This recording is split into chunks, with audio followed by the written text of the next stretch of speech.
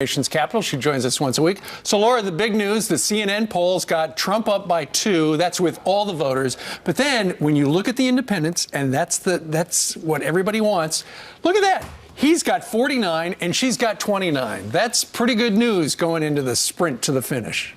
More Americans are refusing to affiliate with either party. We've known that for some time. Republicans lost a lot of credibility over the last 15 years and how they handled matters from foreign policy to domestic policy to immigration to trade. And so this independent number is very important. We know there are a lot of Democrats who don't really like Hillary that much. A lot of them decide, well, I like Hillary. I dislike Hillary less than I dislike Trump. They're going to go with Hillary. But that independent vote, I believed, is always critical to Trump's pulling this out in the end. And these numbers, these latest numbers, really indicate that the credibility issue coming off that email scandal, all the stuff we're learning day by day about what she actually did, from smashing the Blackberries with the hammers, having other people do that, not knowing what classified means or how to categorize it.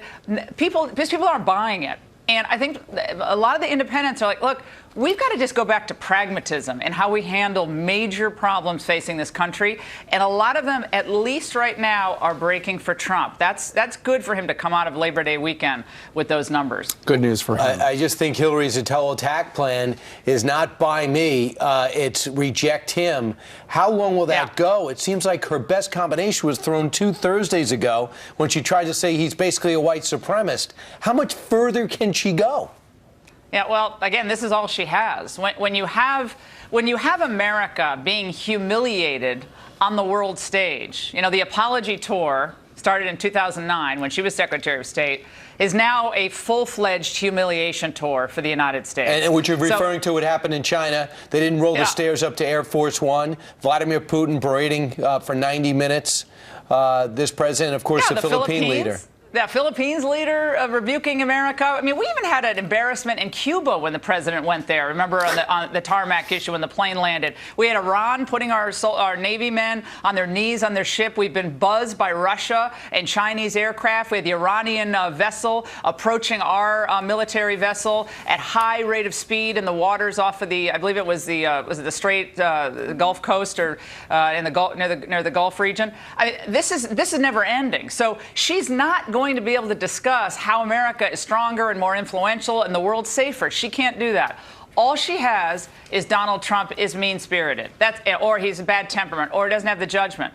After she says she doesn't have any memory of 26 different questions posed by the FBI, and he's the one who doesn't have the judgment or temperament.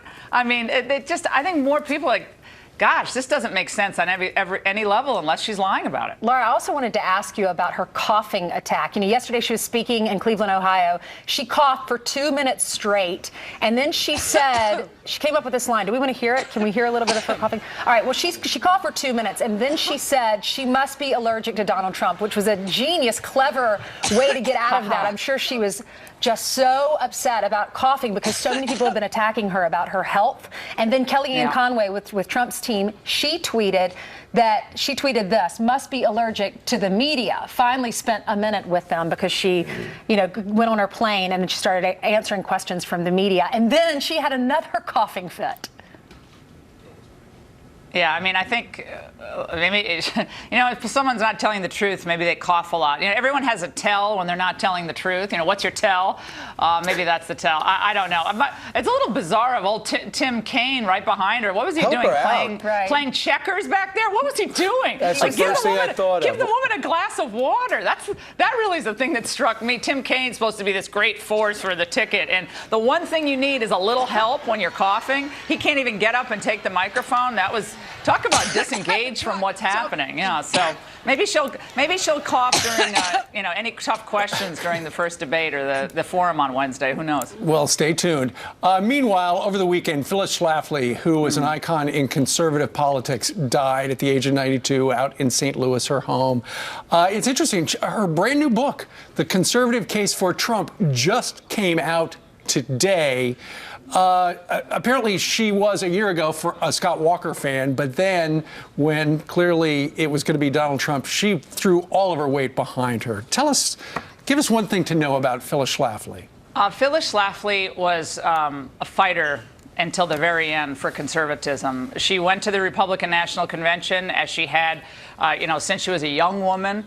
She went to the last convention in Cleveland in a wheelchair, very frail, but she wanted to be there to make a point. And her point has been, for the last number of months, conservatism exists because of the principles, the belief in freedom and independence and self-governance.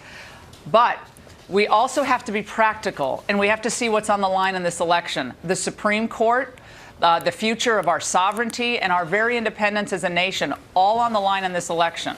So this woman who wrote the book, A Choice, Not an Echo, in the early mid-1960s, just released it, last year, re-released it.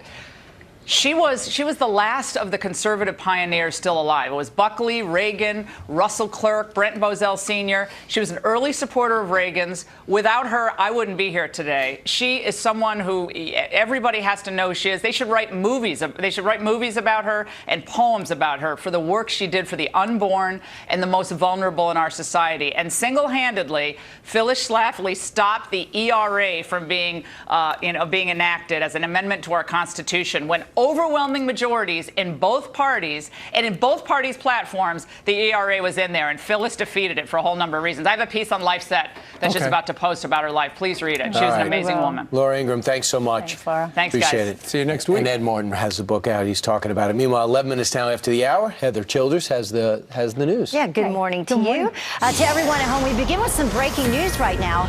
Hundreds of flights delayed at this hour after another global meltdown. Thousands of British Airways passengers stranded from London all the way to LA after a system-wide computer outage. It happened to Delta, you'll remember, just last month. Furious travelers waiting in massive hours